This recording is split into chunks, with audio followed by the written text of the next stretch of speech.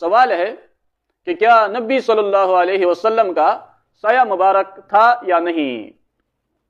یہ سوال بہت زیادہ مشہور ہے اور اکثر لوگ پوچھتے رہتے ہیں۔ اسی فتاوی دارالعلوم زکریا جو کہ جدید فتاوی ہے اور 9 جلدوں میں شائع ہو چکا ہے، تو دارالعلوم زکریا کے علماء کرام نے اس پر تحقیق کی ہے کہ فتاوی دارالعلوم زکریا میں ان تمام علماء نے بہترین انداز میں تحقیق کی ہے اور اس بارے میں جتنی بھی احادیث ہے ان کو جمع کیا ہے، اور جو صحیح روایات ہے ان سے پتہ چلتا ہے ان میں واضح موجود ہے کہ نبی صلی اللہ علیہ وسلم کا سایہ مبارک تھا۔ انہوں نے 2 احادیث ایسی وہاں لکھی ہے فتاوی دارالعلوم زکریا میں پہلی جلد میں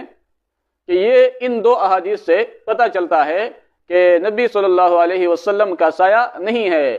لیکن اس کی تحقیق انہوں نے کر کے وضاحت کی ہے کہ یہ احادیث ضعیف ہیں۔ تو صرف 2 احادیث ایسی ہیں جن سے پتہ چلتا ہے کہ نبی صلی اللہ علیہ وسلم کا سایہ مبارک نہیں تھا، لیکن وہ 2 احادیث ضعیف ہیں، اور جو صحیح احادیث ہیں، صحیح روایات ہیں،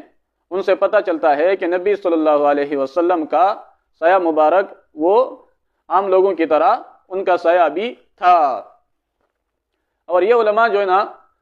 اس مسئلے کو چھیڑتے ہیں اور کہتے ہیں کہ نبی صلی اللہ علیہ وسلم کا سایہ نہ تھا، تو یہ ان کو کوئی بڑا معجزہ لگتا ہے، تو یہ ایسی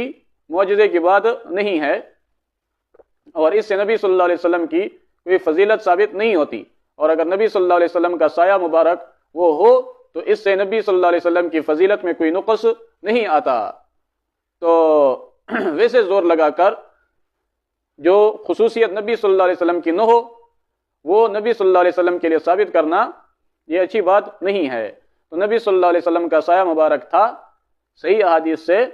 یہی معلوم ہوتا ہے۔ اگر کوئی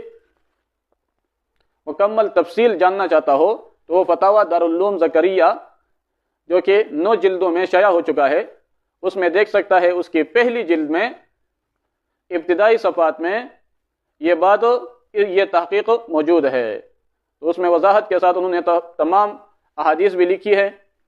جن احادیث سے پتہ چلتا ہے کہ نبی صلی اللہ علیہ وسلم کا سایہ مبارک تھا وہ بھی لکھی ہے، اور جن ضعیف 2 احادیث سے پتہ چلتا ہے کہ نبی صلی اللہ علیہ وسلم کا سایہ نہیں ہے وہ بھی انہوں نے اس میں لکھی ہے۔ تو نبی صلی اللہ علیہ وسلم کا سایہ